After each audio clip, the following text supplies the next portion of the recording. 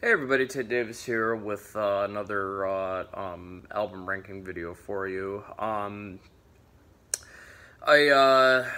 This artist doesn't have this isn't the artist's entire discography, but this is kind of a great group that he was in after his departure from the Yardbirds in the late '60s. I'm talking about the guitar great Jeff Beck in the Jeff Beck group. Um, Kind of two different versions of the band. The one with Rod Stewart and Ronnie Wood, and with the first two albums, and then splintered for a bit, and then he teamed up with Bobby Tench and Cozy Powell and some other musicians, and excuse me, let me play with this squishy thing here. And released two more albums, and then that disbanded, and he eventually released Blow by Blow, before that he formed the supergroup Beck, Bogert, and Appice with Carmine Appice and Tim Bogert. They released a studio album, a live album, then that disbanded, and then he went on to release Blow by Blow, and went on to have a very notable solo career for himself. But today I'm going to focus on the 4 studio albums that were released under the Jeff Beck Group name. I'm going to go from my least favorite to my favorite. I honestly have to say I love all these albums. Just because they make the bottom of my list does not mean that they're bad in any way, shape, or form. I love all 4 of them, and making this list was very difficult for me to do because I enjoy all of these albums quite a bit. So, starting at number 4, and this isn't a bad album by any stretch of the imagination, I still love it, is Beck Ola from 1969. It's the second one with Rod Stewart on vocals and Ronnie Wood on bass, with Beck, of course, on guitar, and then I believe Tony Newman played most of the drums on it, and I think Nicky Hopkins still came in and did some piano and keyboard stuff. There's no bad songs on the album. I mean, they do a great version of All Shook Up. There's a great version of Jailhouse Rock on there. Some great, Spanish Boots, Rice Pudding. Great originals on there, and some very notable cover tunes. My problem with it is that it's just too short. I think it clocks into a half hour.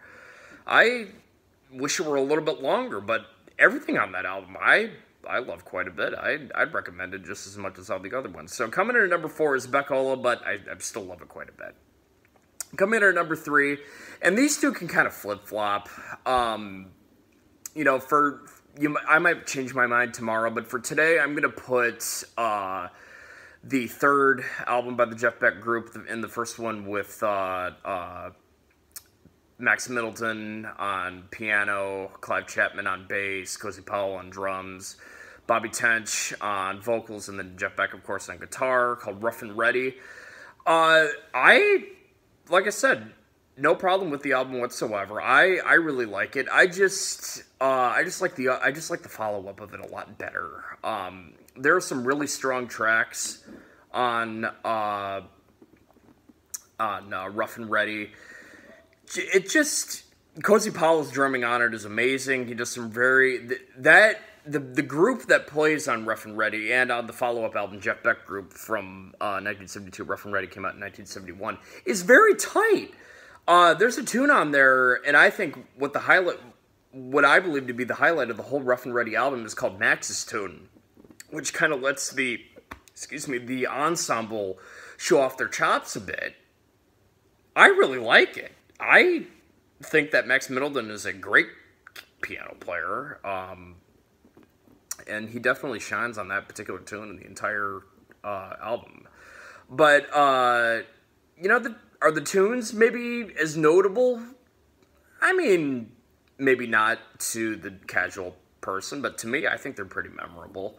But Rough and Ready, not a bad album whatsoever. I should also mention that an interesting bit of trivia about Rough and Ready was that Bobby Tench was not originally supposed to be the lead vocalist for the second incarnation of the Jeff Beck Group, according to what I read.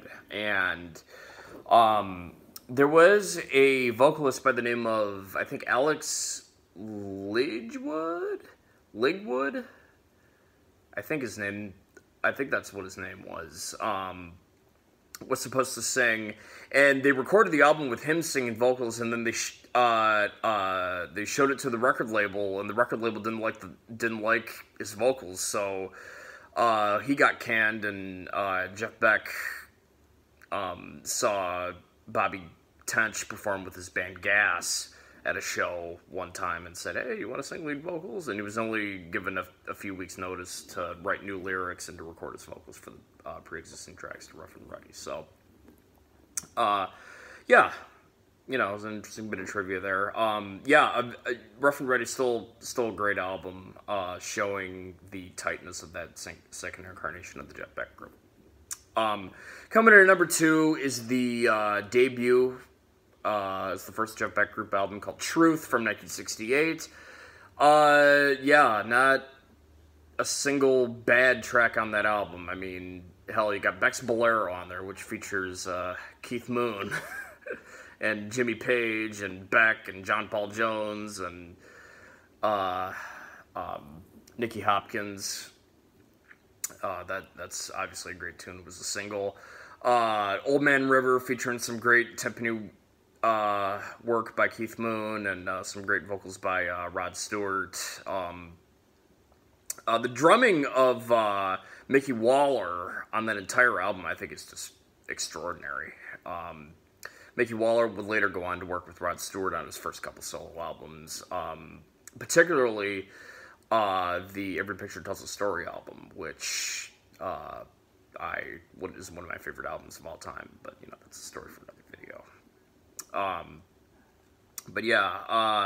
Rod Stewart's vocals on that album are fantastic. Beck is sizzling as ever. What else you got on there? You got Rock My Plimsoll, You Shook Me, I Ain't Superstitious, great cover version of the Howlin' Wolf recorded Willie Dixon classic.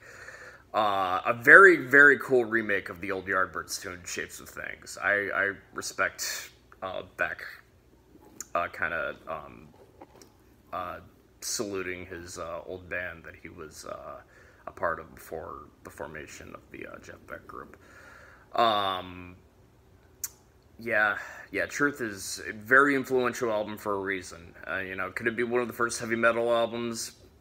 I don't think so. I think that it was sort of a good blueprint to what Zeppelin were doing on their, or it was probably an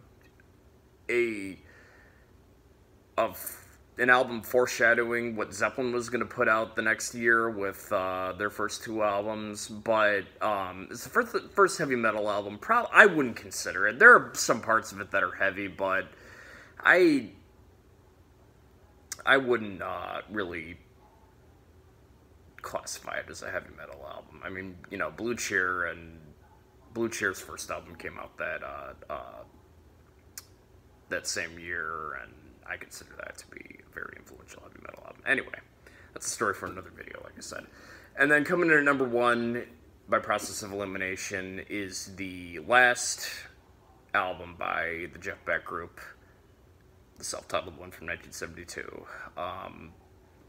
Also known as the Orange Album, because it's got an orange fruit right on the top of the cover there. Ice Cream Cakes, great Cozy Powell drumming on that song. A great version of Bob Dylan's Tonight I'll Be Staying Here With You. I think one of my favorites from the album. Sugarcane, great tune.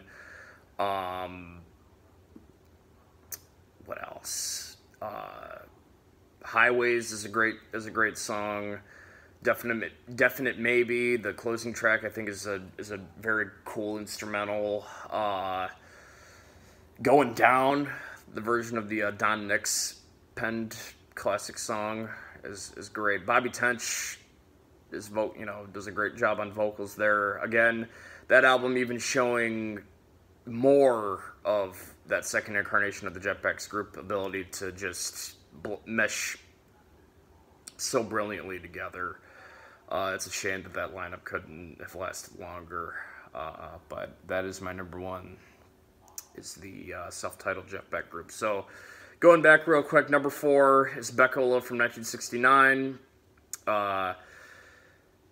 Number 3, Rough and Ready from 1971. Number 2, Truth from 1968. And number 1, the Jeff Beck Group from 1972, also known as the Orange Album. Anyway, thank you guys very much for taking a couple minutes to watch this video.